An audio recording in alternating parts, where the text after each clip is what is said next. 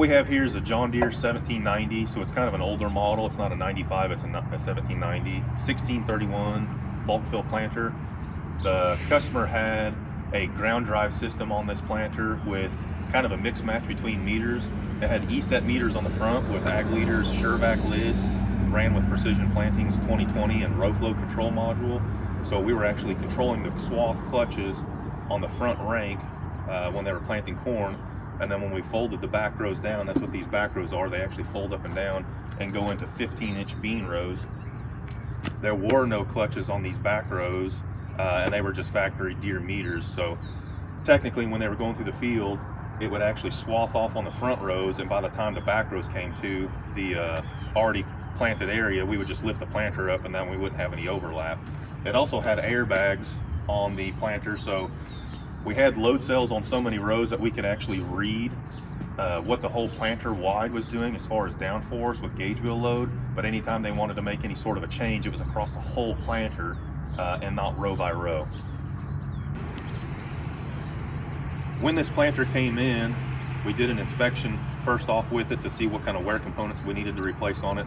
The parallel arms were completely shot, no matter if we put brand new hardware in them with bushings and bolts from the OE. The parallel arms were so bad out of shape that it wouldn't have mattered putting brand new bushings and bolts in. So we decided to go with Precision Planter Solutions here in mid-Missouri. They actually design and manufacture their own parallel arms, which is a double bushing teardrop style, which we really like. So we started doing that on all our planter upgrades here. So we upgraded the parallel arms.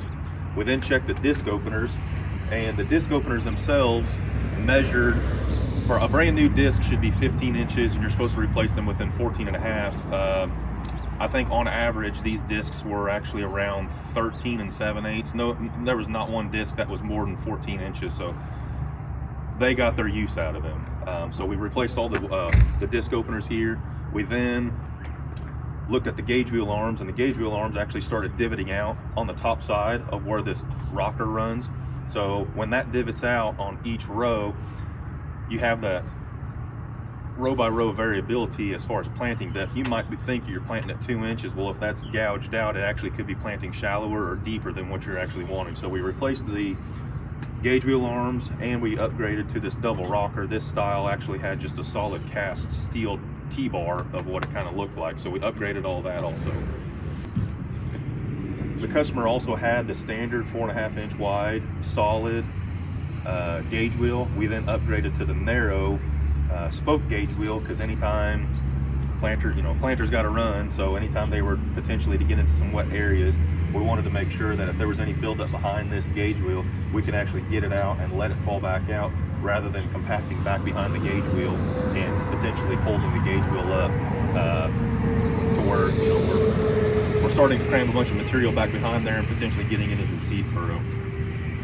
The reason why we went to a narrow gauge wheel is because we took control of the downforce system. So now we've got row by row automatic control with DeltaForce. We no longer need that flotation because we're controlling our depth.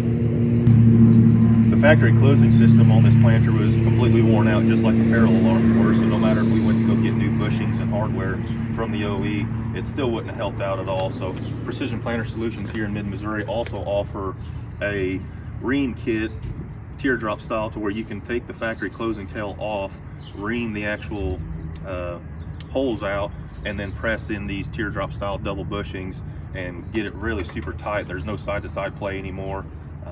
Another thing we did is this closing tail mounting bracket. It's basically, I believe it's called the gauge wheel arm stop, but it's basically where your spring ties to. The spring had already worn a new hole, so no matter where this notch was setting, say notch 1, actually had 0 tension on it whatsoever. So we actually had to put it down into notch 2, which duplicated this downforce setting for notch 1. So we've also went through and replaced every single one of these to make sure that we've got brand new settings for all our closing tails. We also upgraded, they had rubber press wheels. We've upgraded it to the Yetter twister here, so we've got it on all 31 rows. As I stated before, whenever this planter came in, it had airbag control on it, with about 3 rows had load cells to where we could see the planter average of the downforce. gauge wheel load. So now what we have, we've got Precision Planning's DeltaForce, so it's row by row automatic control with the feedback of a load cell on every row or a strain gauge.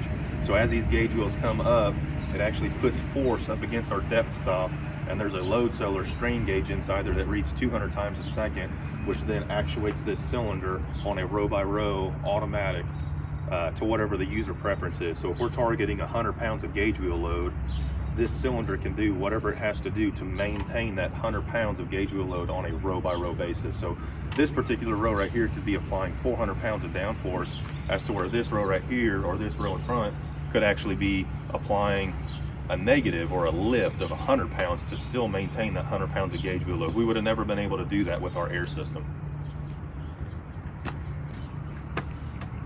This planter, like I said before, had factory Deere meters on the back rows, and then it had Precision's VSet meters on the front rows. So we've completely converted that over to Precision Planning's VSet 2 mini hopper, VSet 2 meter, coupled with Precision Planning's VDrive. So now we've got row by row planter control, turn compensation, and shutoffs. So we basically went from a 31 row planter to now 31 individual planters on a toolbar.